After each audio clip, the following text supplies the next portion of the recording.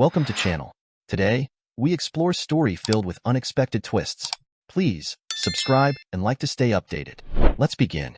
My name is Marcus, and this entire thing began 4 years ago in Colorado. My first wife, Rachel, and I were married back then.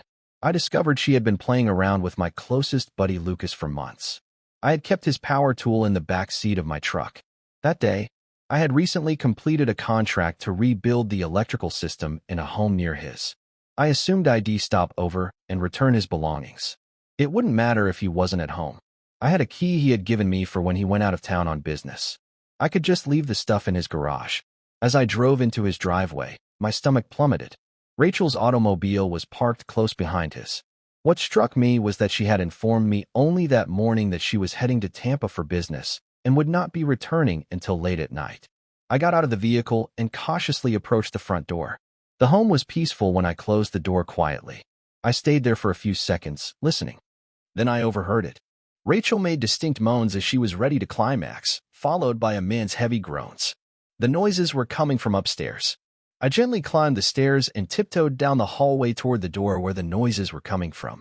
As I drew closer, I heard Rachel's voice. "Oh yeah, yes please, do it. Oh, you're so much better than Marcus.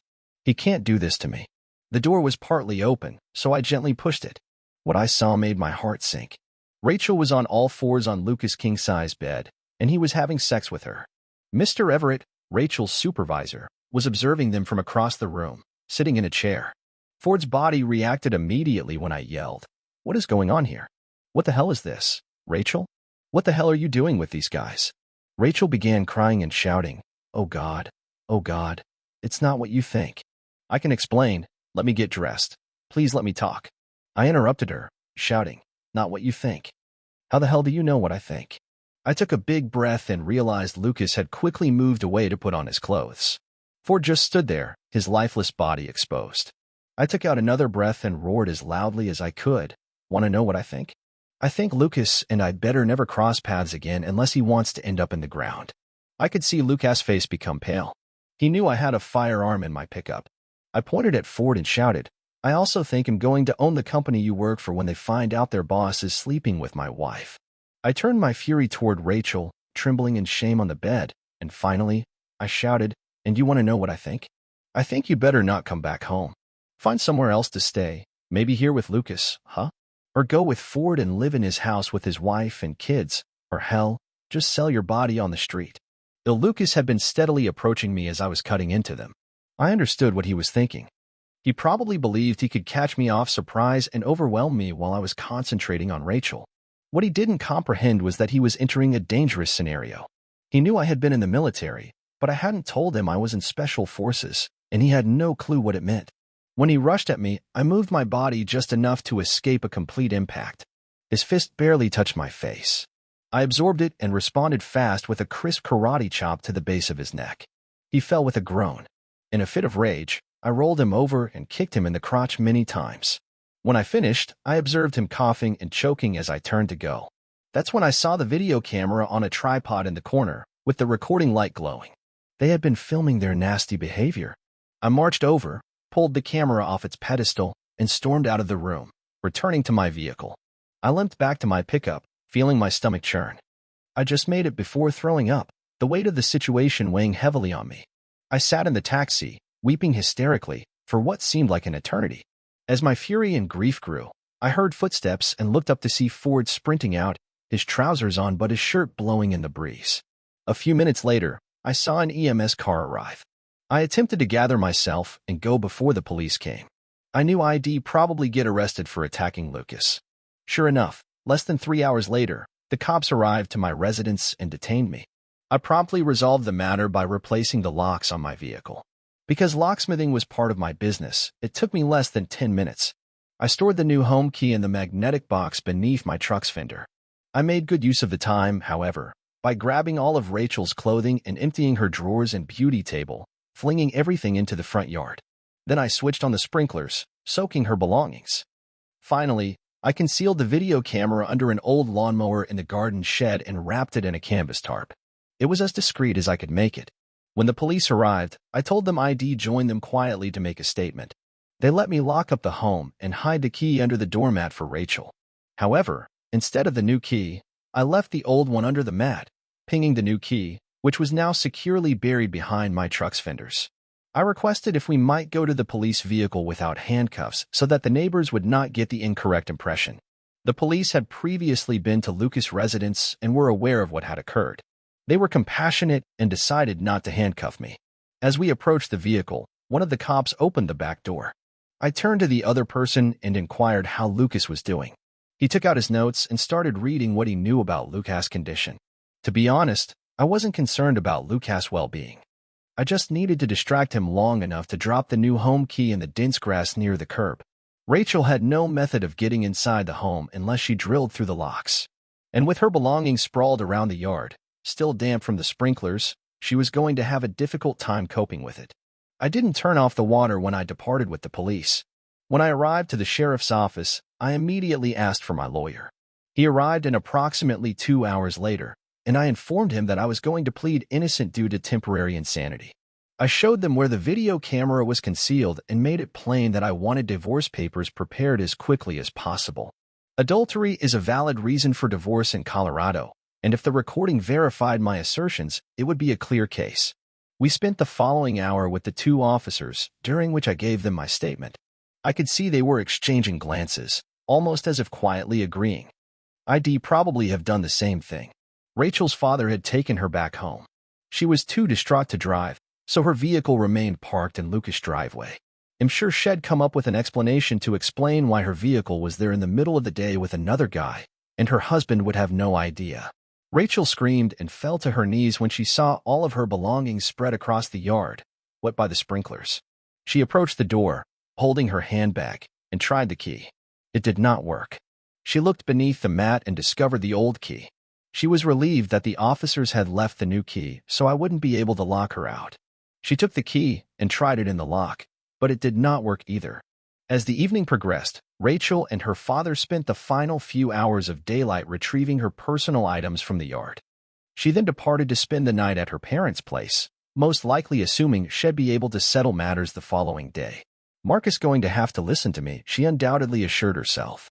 He'll post bail, and he'll have no choice but to listen to me. The following morning, the lawyer went to the residence and took the video camera. He reviewed the film and visited with me at the detention facility during visiting hours. He smiled confidently as he entered the room. "It's a slam dunk," he said. "The camera caught everything. Your wife and Lucas have been at this for nearly 6 months. Looks like her boss found out and blackmailed her, threatening to expose everything unless she gave in to him too. He also threatened Lucas with the same thing unless he could join in." He leaned forward, his voice becoming somewhat lower. "I'd say you have a solid case against Ford. You could get a nice settlement from your wife's company, and as for that moment with Lucas, when I reviewed the footage, I saw him try to jump you. It's clear you showed a remarkable amount of restraint under the circumstances when he attacked you. That's a clear case of temporary insanity after being provoked. We could even go after him for assault." It seemed like everything was falling into place. I'd already taken action before the cops came. The final thing I did was enter into our online banking and transfer all of the savings and almost all of the checking money to my business account, leaving barely $1.00.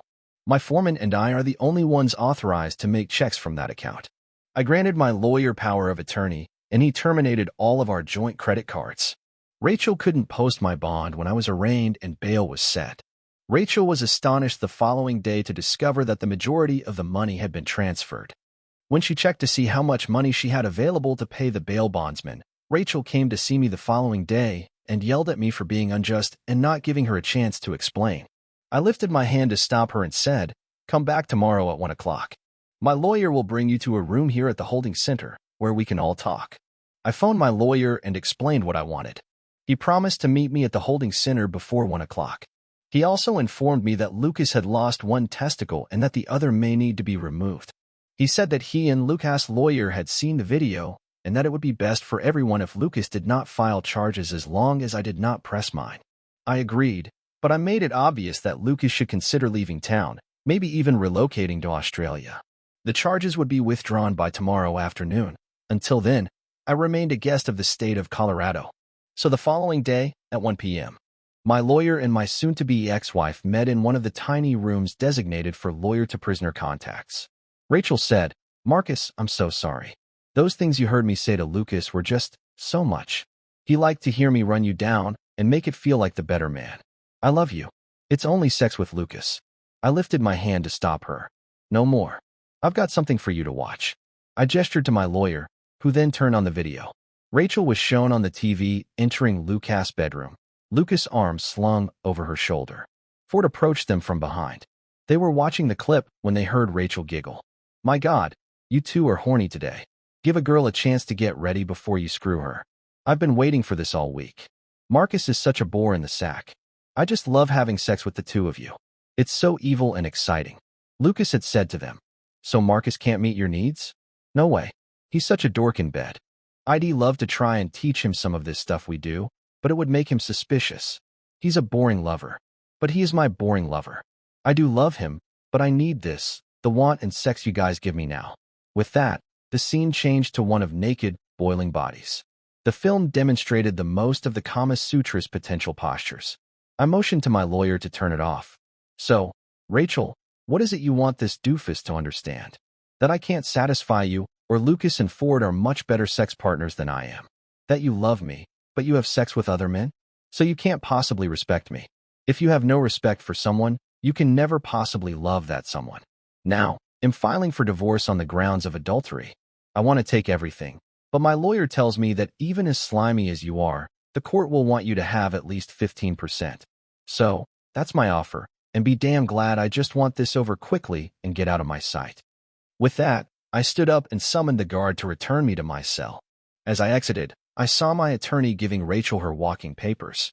Later that day, I was freed when Lucas withdrew his allegations, which I reciprocated. That day in the holding facility was also the last time I saw or spoke with Rachel, at least 2 years ago. I had earned a solid living from a small firm that now employed 4 electricians and 2 general service maintenance guys who worked on a broad range of tasks for clients who needed to renovate their older houses. Because the economy had tanked, individuals chose to remain in their present houses rather than upgrade to a newer one. Many individuals have added to and renovated their existing houses. My firm offers services to these customers. After my marriage to Rachel ended, I didn't want anything to do with women for a time. Sure, I'd go out and perhaps meet up with someone who seemed interested, but I'd never follow through. I'd take her phone number, vow to call, and then immediately toss it away. Then one day, I met her. Chloe was her name. A cute 55 brunette with a wonderful physique and 3 degrees from excellent institutions. She was smart, gorgeous, sensual, and appeared to be interested in me. I was at a trade show in Phoenix, looking at new must-have electrical products for homes. To be honest, most of it was nonsense, but with the big markup, my small company could make a good profit selling these things to homeowners doing renovations. I was at one booth listening to a company rep talk nonsense about how their air filtration system was essential due to air pollution, when I heard a soft voice next to me say, "What a load of crap. This guy is a real jerk." When she smiled, her face lighted up, and my heart skipped a beat. She pointed to the guy who was speaking and said, "He doesn't know his knee from his elbow. Half of his facts are incorrect, while the other half are dubious. I would not sell one of these systems to my worst enemy." I grinned back at her and said, "I agree. He lost me as a client because he miscalculated the proportion of increasing carbon in the atmosphere." She looked at me and said, You know those statistics. Very impressive." I immediately offered, "Would you like to have some lunch?" She seemed to hesitate as I went on the attack. "My name is Marcus Larson. I operate a small electrical and house remodeling firm. And you do?" She smiled and extended her hand. "My name is Chloe Doyle. I am an architect. I design homes for the ultra-rich." We shook hands, and I said, "So, Chloe, how about some lunch? This hotel has an excellent Emeril's grill." She grinned again, saying, "Well, I'm hungry. Are we going for a Dutch treat?"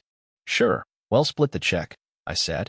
"Then, Mr. Marcus Larson, let's go," she murmured, wrapping her arm around mine. We had a pleasant lunch and began to get to know each other. I learned about her family, which consisted of 3 brothers and 2 sisters. I learned about her failed marriage, he cheated on her. She learned about my family, which consisted of 1 sister. She learned about my failed marriage, but not the gory details. And we discovered that we lived less than 40 miles apart. I invited her to dinner, but but she claimed she already had arrangements. My heart plummeted. She requested for a rain check till tomorrow night, which made my heart leap. Okay, well, go to the adjacent restaurant. It's a Phoenix icon with a highly regarded French cuisine. She gave me her hotel name, and I told her I'd pick her up at 7 p.m. The next night, I was floored when she came down from her room to meet me in the lobby, dressed in that little black dress you hear so much about. We had a great time at dinner and then later at one of Phoenix's famous all-night dance clubs. The phrase "what happens in Phoenix stays in Phoenix" didn't apply to us. That night, she invited me back to her room, and we made slow, sweet love. When we returned home, we were rarely apart for more than a couple of days at a time, unless one of us had schedules that prevented us from staying at the other's house. I was a creature of habit, stopping at the local coffee shop every morning on my way to work to catch up on the news. 3 weeks later, Rachel re-entered our lives, and the wedding was scheduled for August. My body tensed. I recognized that voice anywhere. "Rachel," I glanced up with the coldest gaze I could manage. "What do you want, you damn woman?" She looked unfazed. "Can I sit down for 5 minutes? I have some things to say, and I guarantee it will only take 5 minutes. I've been seeing mental health professionals, and they say I have to try to get you to forgive me before I can forgive myself and start healing," she begged in an almost scared tone. "I do want to explain what occurred, why it happened, and ask for your forgiveness." I said incredulously, "Do you really believe I care about your mental health? Do you think I'll ever forgive you for turning into a cheater?" I gazed at her, my wrath rising. "I'll give you 10 minutes to speak your piece, provided you agree to leave my life and never see me your cheating face again. Deal?" "Okay," she said in a trembling voice. I stared at her. She was still a beautiful woman, beautiful green eyes, red hair, and a good figure. She sat down and clasped her hands together, trying to gather her thoughts. After a few moments of silence, I finally said in an exasperated tone, "Well, you've wasted 20 seconds of your 10 minutes. Either speak or walk. I honestly don't care what you do." She gasped, shocked by my strong voice, and spoke first. "Marcus, I apologize for the grief and suffering I know you experienced. I deserve all of your hate and wrath. I made a huge mistake back then, and it took the collapse of my universe to make me recognize it. When you entered in the bedroom door that day, my heart was wounded because I knew what I had done to you, my poor innocent spouse who never did anything except love me." She took a deep breath and proceeded. "Lucas and I began going to lunch and eventually supper while you were away. At first, he was merely a buddy who kept me company during those lonely times while you were traveling. Then, one night, we went to a beautiful restaurant for supper before heading to a nightclub for some dancing. I had no intention of cheating on you that night. It was really just buddies having fun, and he was your best buddy, so I felt quite secure with him. We both had too much to drink, and in the taxi on the way home, we peered into each other's eyes and seemed to be pulled to kiss. It began tentatively, but eventually grew almost wicked in its ferocity. I was horny as hell, and he felt amazing. At that point, all I wanted was sex. We staggered into our home, and I grabbed his hand and dragged him into our bedroom. It wasn't planned, but it simply felt natural to go to our bedroom. We undressed each other, fell into bed, and had sex for what seemed like hours. It was probably not because we were so inebriated. I'm sure we passed out soon after. We awoke the next morning in a state of panic, having both cheated on you, me as your wife and him as your best friend. We jumped out of bed, covered ourselves from each other, and mumbled apologies, promising never to do it again. Lucas called a cab and left, and I showered for over 3 hours, trying to wash the smell of cheating off of my body. You came home that afternoon, and I attacked you with makeup, loving for weeks, trying to make amends for what Lucas and I had done. After several weeks had passed, and you seemed to have no idea what had happened, Lucas and I both relaxed, and things seemed back to normal. Lucas and I had stopped meeting for lunch and dinner after that episode.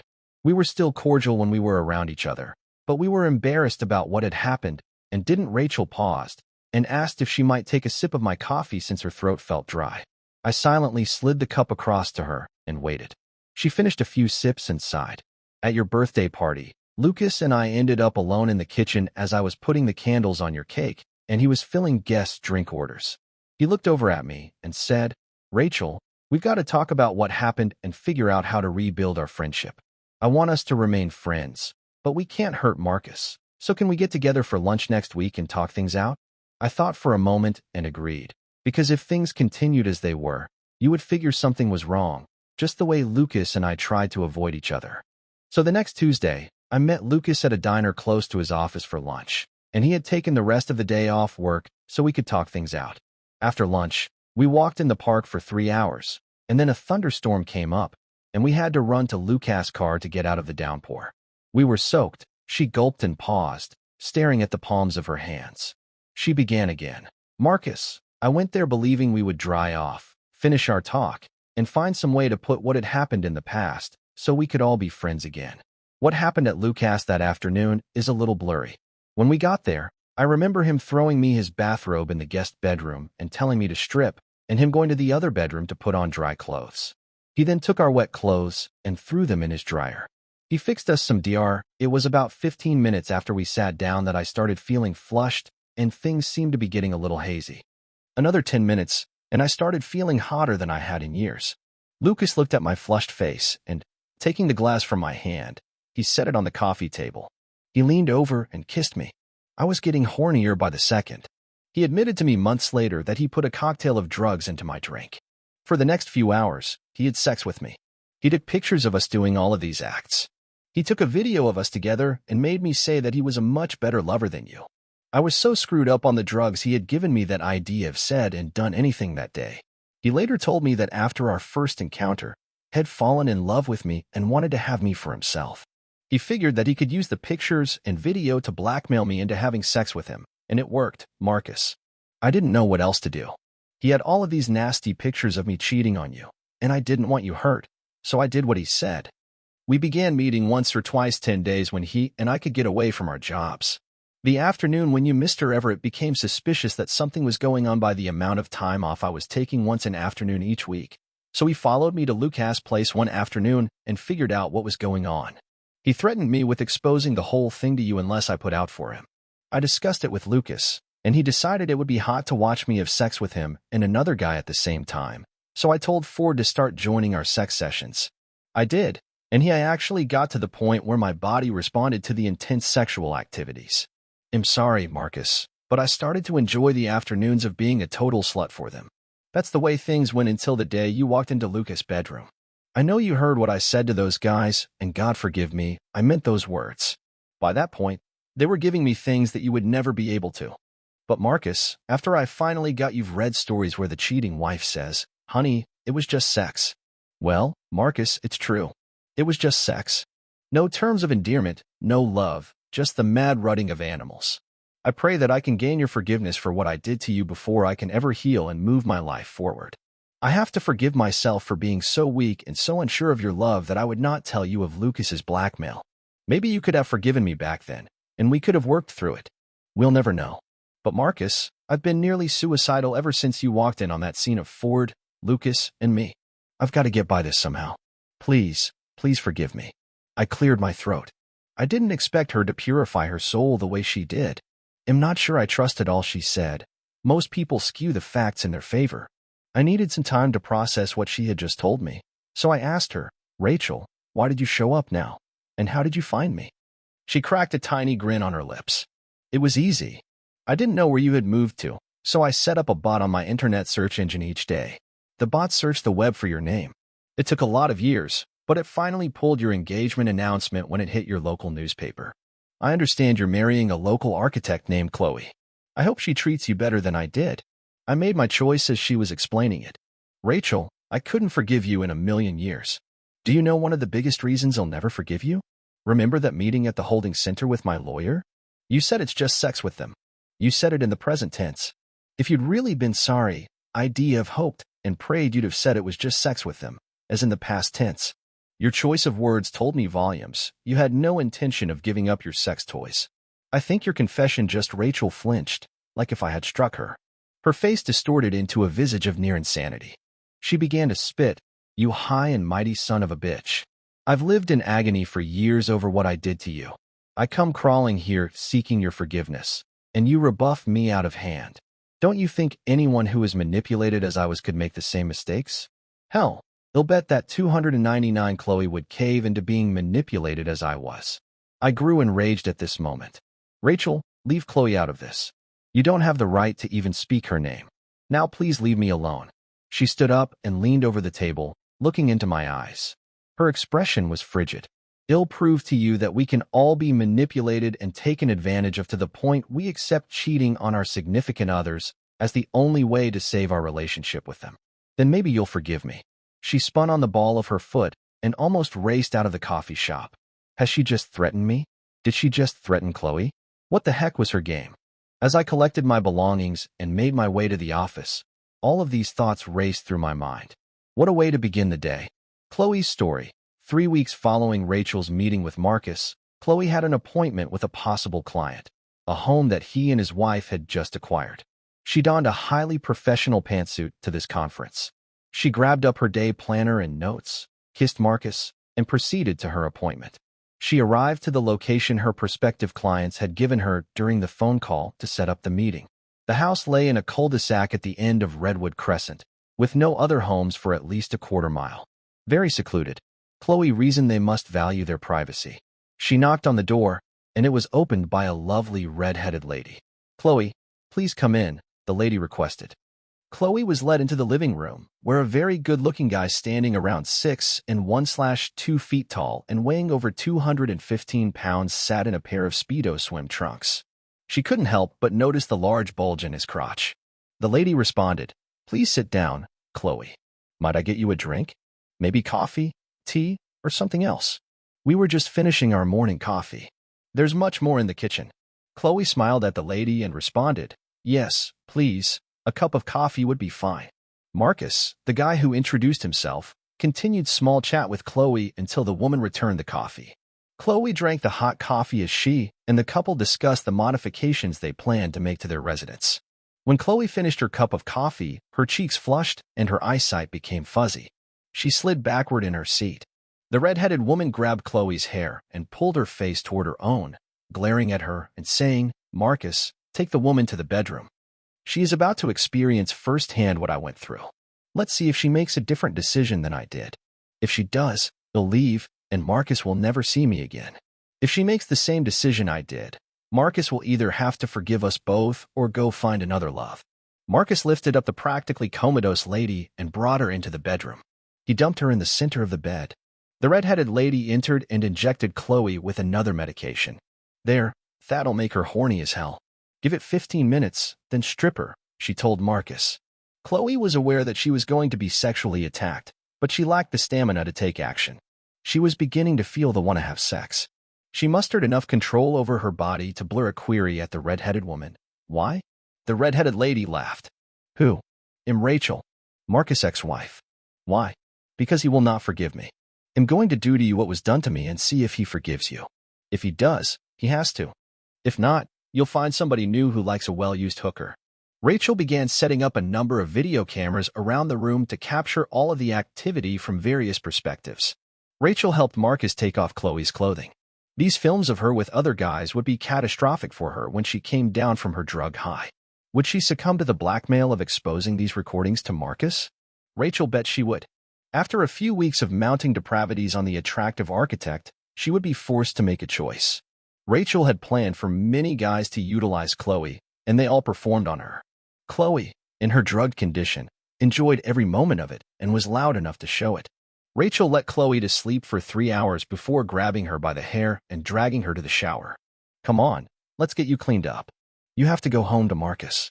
Make sure he doesn't smell any sex on you. Make sure he doesn't know what a slut you really are." Chloe attempted to argue with Rachel. "What good does this do you, Rachel? So you turn me into this? That just means Marcus will dump me like he did you."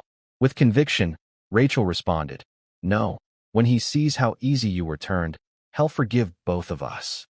He has to. He has to understand I never meant to cheat on him. He'll see that when he sees how easy you're turned into a cheater." Chloe made another attempt. "Rachel, there's no way Marcus will forgive either of us. You've just damned me to lose him just as it happened to you. You're nuts. You need help. Let me help you before it's too late." Rachel came over and smacked Chloe's face as hard as she could. "Get the hell in the shower." Chloe cried as she took a shower. She couldn't tell Marcus she had behaved like a total slut. He wouldn't believe her any more than Rachel. She wasn't sure what she should do. After washing up, Chloe was permitted to sit for a few minutes. Rachel switched on the video to show her what she had said and done. She promised to get a copy in Marcus' hands by tomorrow unless Chloe agreed to meet Rachel at the same home at the same time next week. Chloe cried while nodding her head. She stumbled out of the house and went home. When she returned home, she took another lengthy shower before starting to cook Marcus' supper. She needed to behave as if everything was okay. She couldn't lose Marcus. She had to hide all of this and simply go on. Marcus wanted to have sex that night, but Chloe was exhausted after her session earlier that day. She begged for a rain check and said that she was not feeling well, which was correct. Chloe did not allow Marcus to have sex with her again until 4 days later. The next week, Chloe arrived at the home as Rachel had requested. Rachel had instructed her to go to the mall and get some highly provocative shoes, miniskirts, and see-through shirts. Chloe stretched her legs out of her automobile and realized she was feeling weird. "My God," she said, "am I becoming a prostitute who likes this? Why am I getting so excited? It's wrong." When she knocked on the door, a male voice said, "Come in." She opened the door and entered to discover 10 guys. One of the guys who answered the door stated, "My name is Brent. Rachel is upstairs in your favorite room, waiting for you. They'll see you in a few minutes." When she opened the door, she found Rachel laying in bed. Chloe glanced around and saw the identical cameras that had been put up last week. Rachel was taping her again for further blackmail material. Chloe sighed. There was no way out. Chloe had one coherent thought before losing her sanity again. She's now turned me into a prostitute. Marcus will undoubtedly leave me. I've got to break free somehow. Rachel glanced at her timepiece and responded, "Marcus won't be home for 2 hours, so take her there and screw her. Make sure there is a mess all over their bed. Leave about a half hour before her loving fiancé is due home. Give her this drug before you leave." He received the substance from her. I'd love to see Marcus' face when he walks in and finds his loving fiancée lying in another man's mess in their bed, and her totally out of her mind on drugs. Rachel grumbled, "Let's see if he can forgive her turning into a slut." Oh, yes, here are a couple of the videos from last week in today's session. Our little lady performed in them. Make sure Marcus gets these. The guy did what Rachel requested. When he left the home, the bed was shattered, and Chloe was a complete wreck. The pimp left a message stating that he would return for his goods after Marcus had cleaned her up. Now, let's look at the story from Marcus' perspective. Marcus was forced to endure this sight and noises when he came home less than 15 minutes later. His lovely fiancée was now a prostitute for a pimp. Marcus dashed to the restroom and vomited up. He phoned 906 and waited for them to transport her to the clinic before falling to the floor in sobs. The following day, he saw a piece of one of the recordings and was outraged to witness Rachel planning Chloe's downfall. He watched as she was drugged, twisted, and made to become who she was. He recognized Chloe was an innocent victim of Rachel's warped need for forgiveness. It was a terrible way to make a point, but was it conceivable Rachel was just showing that her narrative was true? Marcus returned to the clinic the next day to visit Chloe. She wept and implored him to leave her. He told her that she needed to recuperate first, and that he was aware she had been drugged and coerced into what transpired. Chloe grinned and embraced him. Marcus said to her, "Rachel hurt you badly. She hurt both of us. She's done terrible things trying to get my forgiveness. She's twisted and definitely not all there. I'm giving the police the videos and asking them to arrest her." 3 days later, the authorities discovered Rachel and charged her with many charges. Chloe gradually began to recuperate and seemed to be moving beyond the dreadful events that had occurred to her. 10 days later, she returned home with Marcus. For the first 2 days, everything appeared okay. She was calm and just wanted to snuggle a lot. Marcus arrived home one evening and discovered Elena was not present. Her automobile was gone, and he became quite concerned. He waited for many hours, expecting to hear from her, but there was no message on her voicemail. He looked back through his mails from the previous day and discovered it. He knew the voice. The same voice from the Elena recording that was given away as part of a bet. He listened to the message, and his body trembled with wrath. "Baby, get over to the house. I've got some guys for you to meet. Remember, you're mine now. Don't make me come and get you. That's why I'm sitting here down the street from her house. I see her car in the driveway, and I've watched half a dozen guys come and go. I'm sitting here listening to country music, trying to figure out what to do." She came back to that house on her own. Marcus sat there, his thoughts racing. Maybe Rachel was right, he reasoned. Maybe people get caught up in situations they can't escape. Can I forgive and forget? No, I can't. With that thinking, Marcus decided it was done. He started his vehicle, put it in drive, and proceeded home. Elena's vehicle came into the driveway just as Marcus completed his second drink. He had been sitting on the porch, watching the sun fade into darkness, contemplating what he would say. She got out of the vehicle and paused when she spotted him. Her hair was untidy, and her look was tired, as if she knew what was about to happen. He rose up and opened the screen door. "Hey," she murmured gently, attempting to seem casual, but there was a hint of remorse in her tone. "Come inside." He urged for her to sit, but she remained standing, arms crossed defensively. "Elena," he said with a deep sigh, "I've thought about this long and hard. I've tried to understand, to be patient, to see you as a victim of what Rachel did. For a while, I thought we could get through it together. But tonight I realized something." Her lips twitched. "What are you saying?" "I'm saying we're done. You need to pack your things and go." "You walked back into that house willingly, knowing what it meant." "I can't ignore that. I didn't know what I was doing," she said softly, her voice shaking. They messed with your head, Marcus." "Maybe they did," he acknowledged slowly, "but I watched you choose to go back, and I've seen what it's doing to you, what it's done to us. You're not in control, Elena, and I can't be your lifeboat." Tears ran down her cheeks. "Now you're giving up on me?" Marcus breathed gently, the weight of the choice resting on his chest. "No. You gave up on yourself when you went back there. I can't fix this for you. Only you can. But I know I can't stay and watch you destroy yourself, and me along with you." She wiped her tears with the back of her fingers, her face ranging from sadness to defiance. "Fine," she said, her voice empty. "If that's what you want." "It's what has to happen," Marcus murmured gently. "You need help, Elena. Real help. But I can't be part of this anymore." "I'll pack my stuff," she whispered over her shoulder, her voice hollower than ever. He nodded, but said nothing as he sat back down on the sofa, listening to the steady thud of drawers opening and shutting, and the rustling of garments being packed into bags. After what seemed like a lifetime, she returned downstairs with 2 duffel bags thrown over her shoulders. Her face was pale, but she kept her head up. "Goodbye, Marcus," she whispered, her voice more stable than he had anticipated. He rose up, approached the door, and opened it for her. "Take care of yourself, Elena," he advised tenderly. "I always thought revenge was a dish best served cold. Until Rachel."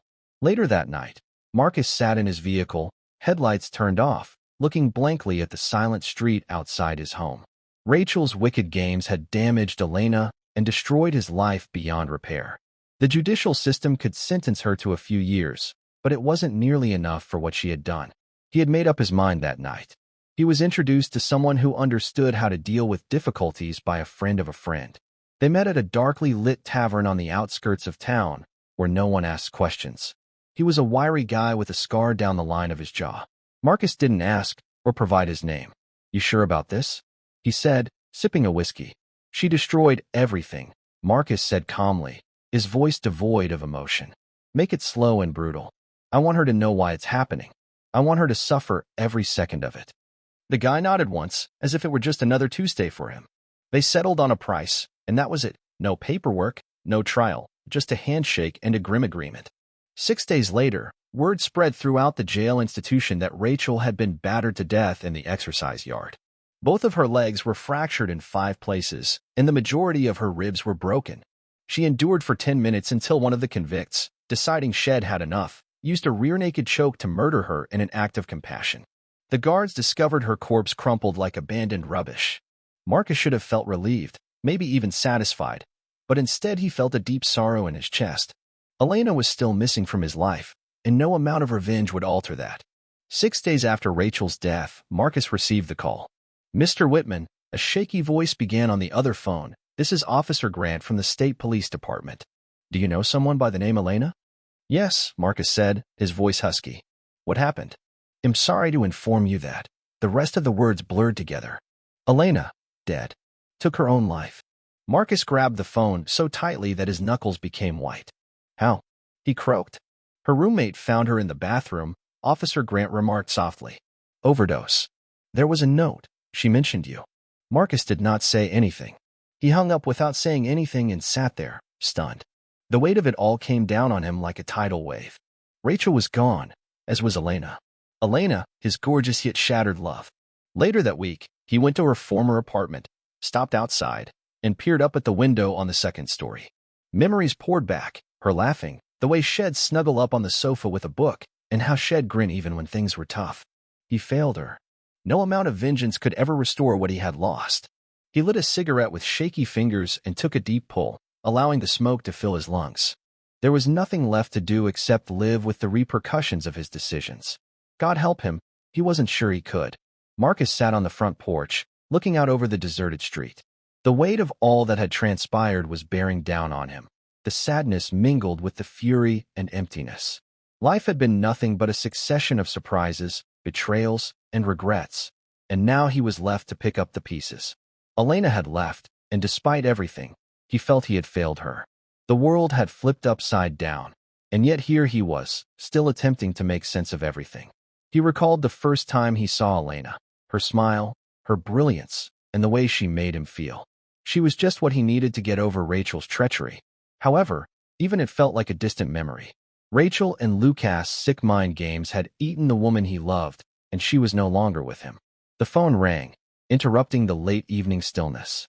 He paused before replying, unsure what to expect. "Mr. Whitman?" A voice on the other end questioned. "This is Officer Grant. I'm sorry to inform you, but we've just received a letter from the detention center." Marcus' heart fell. "What is it?" "We found out some troubling things about Rachel's connections before she died," Officer Grant said. "We've reason to believe that she was more deeply involved in criminal activities than we realized. We're reopening her case." Marcus grabbed the phone closer, his heart thumping. "What does this mean?" "It means we'll be looking into what happened to Elena more closely," Mills replied, his voice full of conviction. "There may still be a chance to get some justice for her." Marcus nodded slowly, soaking in the information. It seemed like a glimmer of optimism, but after all had gone through, it was difficult to believe in anything anymore. His thoughts returned to Elena, their shared moments, the love they once had, and the treachery that broke them all.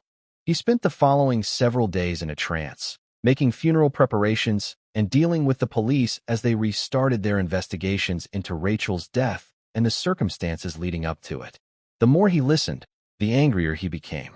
Rachel's manipulations had gone far beyond anything he had ever anticipated.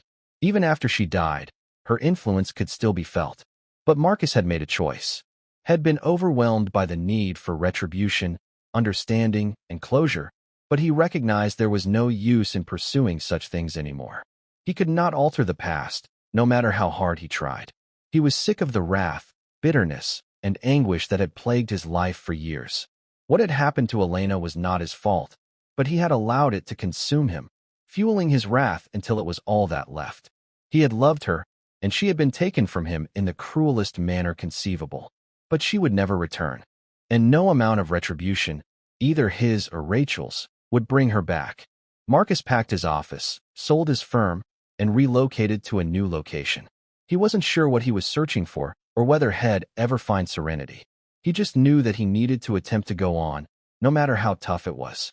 He couldn't let the world's grief and injustice to define him any longer. The day he left Colorado, he looked back at the home where everything had begun to crumble. He was unsure if he would ever return. Part of him desired answers, but another part of him recognized that certain questions lacked answers. He could not continue looking for things that would never make sense. As he drove away, he remembered Elena one final time. She would always be a part of him, a ghost he would carry with him indefinitely. But, just maybe, there was still time for him to mend. For the first time in a long time, Marcus took a big breath, feeling the weight on his chest lift somewhat. He realized he couldn't change the past, but he could choose how to deal with it. And it was at least the beginning. Thank you for watching. What would you do if you were in Marcus' situation? Please let us know in the comments below. Don't forget to like and subscribe for future tales. See you in the future video.